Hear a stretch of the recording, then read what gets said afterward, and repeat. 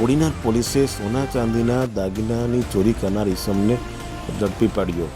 ફરિયાદ કરનાર મુજબ તેના કબાટમાંથી સોના ચાંદીના દાગીનાની ચોરી થઈ હતી, જેની કોડીનાર પોલીસ સ્ટેશનમાં ફરિયાદ નોંધાવી હતી। ફરિયાદ નોંધાવતા કોડીનાર પોલીસે તપાસ હાથ ધરતા આજે તે ઈસમને ઝડપી પાડી અને કાર્યવાહી કરી છે।